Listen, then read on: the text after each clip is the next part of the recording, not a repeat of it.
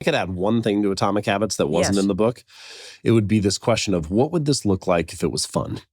What would this look like if it was fun? What would it look like if meditating was fun?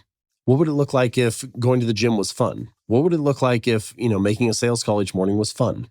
And that doesn't mean that your habits are going to feel like the most fun thing in your life. This will feel like going to a concert or something. But let's take just a common one like exercise. A lot of people go to the gym in January, and I feel like they kind of are going because they feel like they should go or Yes. society wants them to go or Yes. something. But if we just take 10 minutes and write out what are ways that we could live a healthy, active lifestyle, there's dozens, go to the gym, kayak, rock climb, do yoga. Like you can come up with a lot of things, right? And I think you should just write that list out for whatever the habit is that you're working on.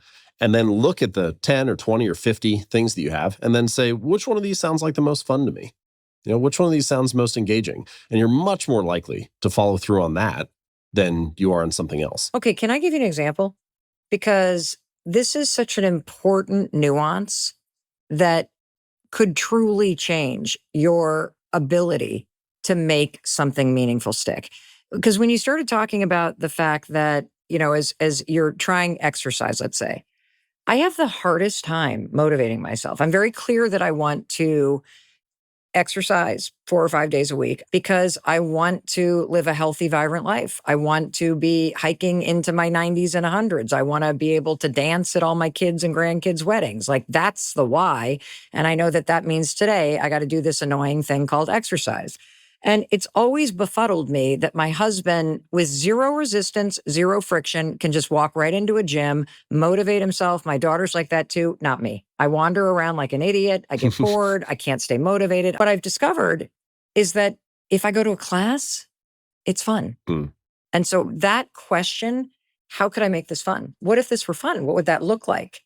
That changes everything. The first key, the first hurdle to clear is to find things that are genuinely interesting to you, that are genuinely fun to you. The person who felt like it was a hassle at the start, or it kind of feels like it's a chore and they're sort of making themselves do it, as soon as it gets hard, they're going to stop. They didn't want to do it to begin with.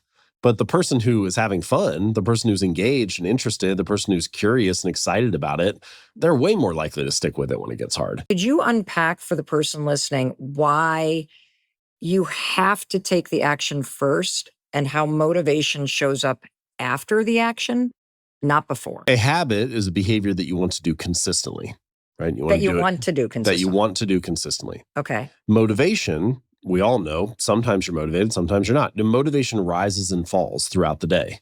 So why would you want a behavior that you want to do consistently to rely on something that fluctuates? It doesn't make sense. And so this is a good reason why you want to scale habits down to a level where they're so easy to do. Getting into it is so simple that you'll do it even when motivation is low. And so this is another reason for the phrase Atomic Habits, right? It's about making it tiny and small so that you stick to it even when motivation isn't there.